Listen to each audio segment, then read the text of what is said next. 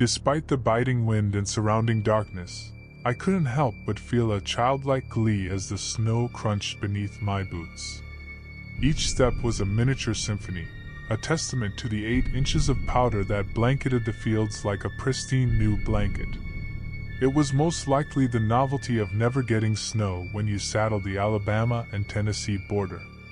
Moonlight, slightly escaping the thick clouds, occasionally flooded the landscape, transforming the fields into shimmering pools of bright light.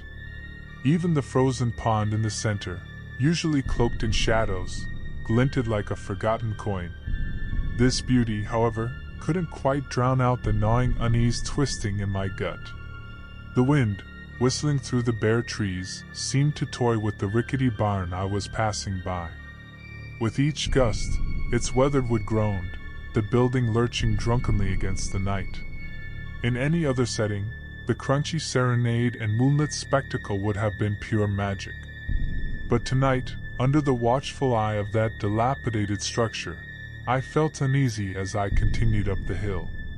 Normally, the hill was an easy stroll, but now it felt as if I was scaling a mountain. At the top, I could see the light pour from the windows on the snow below. With a grunt, I continued the tiring climb, eyes drawn to the red pickup truck buried beneath a thick blanket of snow. 2 footprints, the signs from the warm house, pointed downwards, the field and the cement bridge over the creek bed where packed snow concealed a treacherous sheet of ice. Reaching the top, I paused to catch my breath before navigating to the front door. A quick kick sent a flurry of white powder dancing from my boots and pant legs before I finally stepped inside. The house reeked of stale coffee, burning firewood, and unease. I found my wife huddled on the sofa, a tangled mess of brown hair cascading down her pale face, exhaustion etched in the shadows beneath her eyes. When I spoke, "How's he feeling?" my voice rasped, the question catching in the thick throat of worry. Her face, glazed and distant, remained fixed on the window, leaving the light-colored walls of the room only to stare out from the window to the sea of white that laid outside. "I think even if we could get down the hill in the truck, that bridge itself is too slippery to risk. We would just end up in the creek bed," I continued. The silence returned, heavier now, a suffocating feeling that muffled my hope. Each crackle of fire resonated like a hammer blow against my chest. Finally I said, "Another night then? We'll see how things stand at dawn. When the sun rises, I'll make my way down there myself. But depending on the weather, afternoon might be the earliest." My words trailed off, yearning for a reply, any crack in the wall of her worry. But she remained motionless, a statue built of a silent grief. The air grew thick with unspoken fear, the only response to the howling of the wind outside. I walked over to the kitchen, pouring a cup of coffee for myself. It was going to be another long night. Entering the room, I found him silent, unmoving. The familiar shade of his mother's hair plastered damply to his forehead. I rested my hand gently on his forehead. The poor child was burning up. I reached for the thermometer laying on the bedside table to see the glass next to it. The clear glass, full of sprites still whispering with bubbles, sat untouched. The child had not stirred since I had walked to the bridge that hung over the creek bed. The thermometer beeped, its soft sound crushing my own hope for good news. A frantic press of the button revealed the harsh truth: 103.8 degrees. "Damn it," I muttered, the plastic digging into my palm. Pacing the blue-colored room, frustration turned to fear. We were prisoners of winter, phones useless without Wi-Fi, and of course, even that had decided to abandon us. Trapped 45 minutes away from the nearest town, and me, the only one willing to whisper a word. It was starting to become maddening. A sliver of light peeked through the gap in the curtains, illuminating a scene that left me without words. The light suspended in the field below the hill, a luminous orb of white light pulsed softly, casting an eerie glow on the snow-covered expanse. It wasn't the familiar twinkle of reflected moonlight on the frozen pond. This was something different. I stood transfixed to the window, mesmerized by the spectacle. My mind raced for a rational explanation. Was it a drone, a strange weather phenomenon, or something altogether more fantastical? The possibilities swirled in my head, each one leaving more questions in my mind than actual answers. The unsettling thoughts fled my mind as I saw the orb had finally budged. No longer rooted, but moving slowly, inching closer to the house as if with purpose. Panic surged through me. I bolted out of the room, racing toward the front door. My wife remained on the couch, frozen like a statue. "Honey, keep an eye on him," I managed, my voice strained with a tremor. "There's something outside." Silence. Again. I stepped outside, the frigid wind instantly biting into my skin. The orb, previously a distant anomaly, now loomed in the distance, its slow approach mirrored by the intensifying snowfall from the night sky above. I walked down the stairs, leaving another set of footprints on the stairs. I walked over the edge of the hill, my eyes fixed on the glowing orb inching closer to my house, closer to my family. "Hello? Is anyone there?" I screamed, my voice ragged.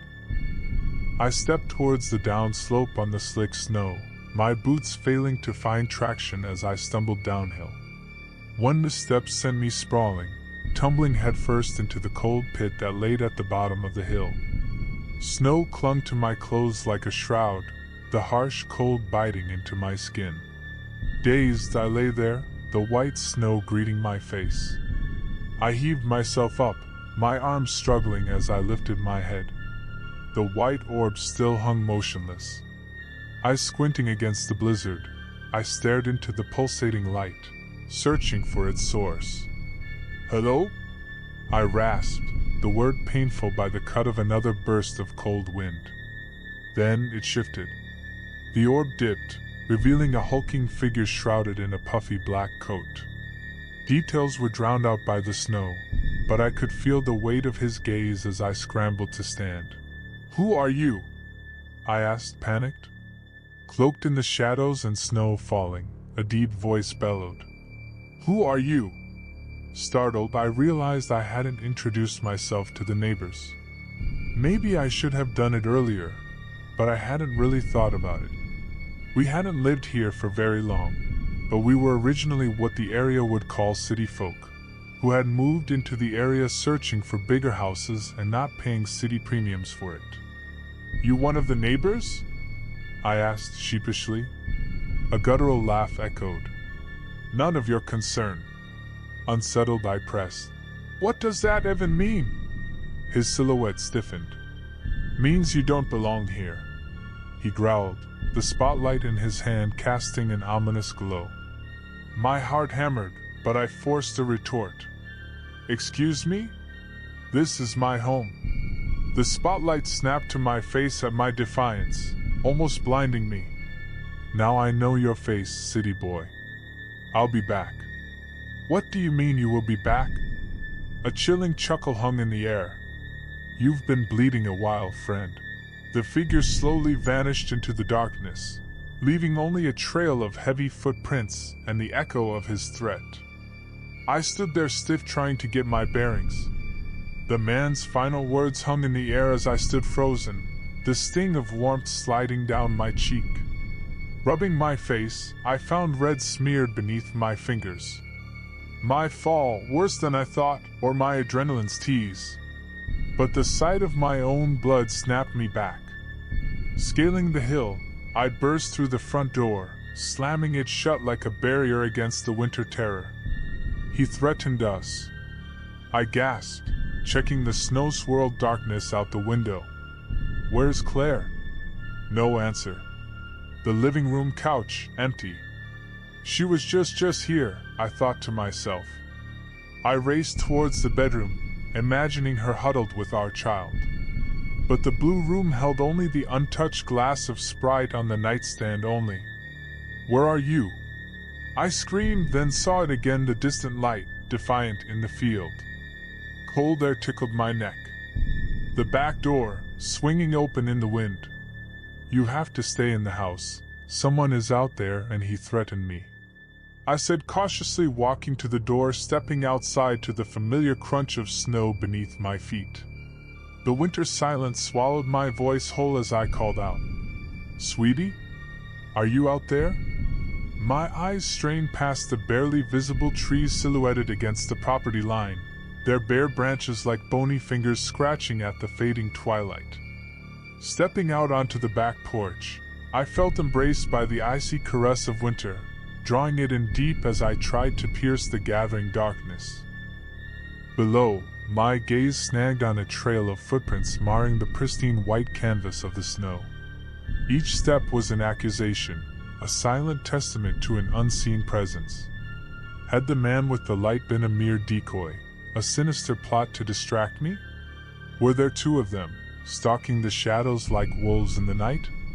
A shiver, not just from the cold, danced down my spine. Curiosity, barbed with unease, urged me forward. I followed the footprints, their rhythm erratic against the snow. They snaked around the house, culminating in deep imprints beside the truck.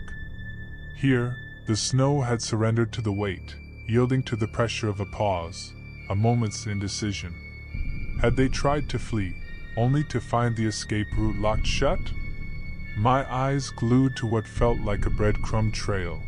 I watched the footprints snake down the slope, leading to the rickety barn. I made another glance towards the field. I saw the light vanish entirely, swallowed by the night. A prickling sensation crept down my spine. We were being toyed with. But I had to find them. Carefully, I descended the hill, the barn's weathered wood again groaning in every passing breeze. I reached the door, slightly cracked and rattling precariously in the wind. Pushing it open, I stepped inside. The cold had wrenched life from the dirt floor, hardening it like stone. Most of the interior was shrouded in dark green plastic covering the tool shelves and equipment. My voice barely above a whisper, I hissed, "Are you here? We need to get back to the house, lock everything up. We're in danger!" A harsh crumple of plastic ripped through the darkness of the barn. Metal clattered on the cold dirt, the sound raw with panic. Someone, or something, was in here with me, and it wasn't my family. "Where are they?" I shrieked, the question hurting from my throat. More plastic rasped, more objects tumbled. The unseen presence stirred with a frantic energy, its movements bordering on desperation. I lurched forward, tearing at the suffocating green sheet, desperate to see. Below, a workbench spilled with chaos, tools flung across its dusty surface. The unseen sound continued, whether for escape or attack, I couldn't tell. "Where are they?" I screamed again, each word being an angry sob, as I yanked another sheet free, revealing the rusty old lawnmower beneath it. It almost felt like it was trying to run as I heard feet dash to another place in the camouflage of darkness. Another shape sitting idly in the corner. I lunged toward it, hands clenched into fists. And scared gasp, a tremor running through whatever huddled beneath. I'd cornered it, whoever it was. "Fucking found you!" I roared, knuckles white as I tore away the final veil, revealing the figure hiding beneath. A frail figure with a drooping white beard stood shivering in front of me. His eyes darted like those of a trapped animal, his lips almost the color blue, and his weathered face creased with fear. Light-colored sweatpants and a dark sweatshirt, both plastered with snow, frozen dirt, and something else, crimson streaks, scattered across his body. "Please," he whimpered, voice raspy with cold. "Let me in, I'm freezing." "Where are they?" My fist clenched involuntarily, sending a fresh tremor through the shivering man. His eyes, already wide, bulged further. "Where is my family? I was just trying to help," he whined loudly. "Please, I will die out here if you don't let me in." I just want to know where my family went. My fingers dug into the clammy wool of his sweatshirt, adrenaline making my grip ironclad. He thrashed beneath me, a wild fury twisting his features. I only wanted to help, he rasped, the words tumbling over each other desperately. A bright light speared through the barn door, briefly blinding me. The frail old man noticed this, quickly. I felt his hands shove against my chest, sending me staggering back. I sprawled onto the dirt, watching as he scurried towards the light like a frightened rat. Scrambling to my feet, I lunged forward, but the sun glare was searing, a blinding barrier between me and my attacker. The light stayed paused, silhouetted against the light, followed by a mocking laughter echoing in the barn. "Just leave us alone!" I roared, my voice raw with despair. As I neared the barn door, the light went out again, as if both men had simply vanished. The snow's fury escalated, snow plastered my vision white, wind clawed at the barn's weathered boards, and tree limbs lashed out in a silent duel. Through it all, one sound pierced the chaos, the man's echoing laughter, laced with harsh triumph. "Told you, city boy, you don't belong here." The cold air snapped at my face, the snow devouring everything around me. Through the flurries, I glimpsed two silhouettes, wrestling with the storm towards the end of the field. They were heading to the bridge. My own feet dragged through the snow, driven by anger and fear.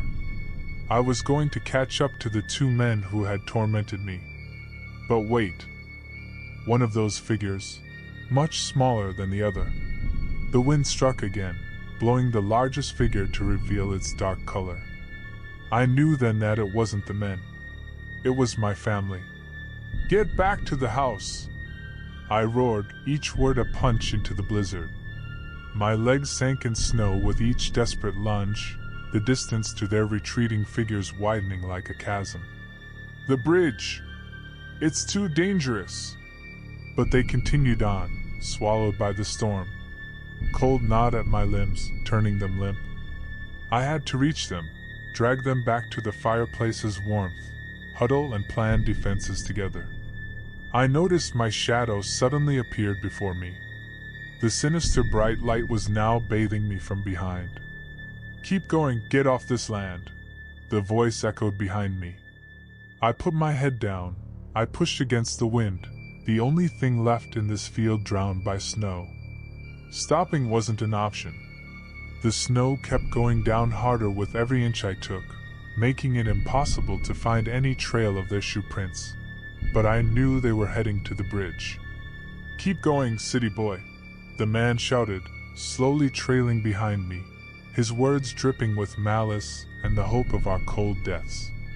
I squinted the gravel road, a silvery ribbon cutting through the flurries, but still no flicker of movement, no sign of my wife and son. They had to be there. Where were they?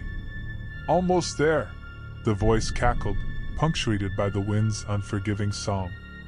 I tucked my head lower, trying to shield my face from winter's bite. My foot struck a hidden patch of ice, sending me sprawling onto the snow-crusted earth. Pins and needles erupted across my skin, a harsh contrast to the numbness my legs were feeling. "Oh, so close!" The laughter echoed, a taunt lost in the howl of the blizzard. "Fuck you!" I snapped back as I pushed myself up in defiance. I could see the bridge in the distance and kept pushing on. "Oh, look at you, got some fight left, don't ya?" He taunted and erupted in laughter, once again. "Why are you doing this?" I said, begging. "It don't matter, I just want you to keep going." I felt a glimpse of hope flickered, faint yet enough to keep me pushing.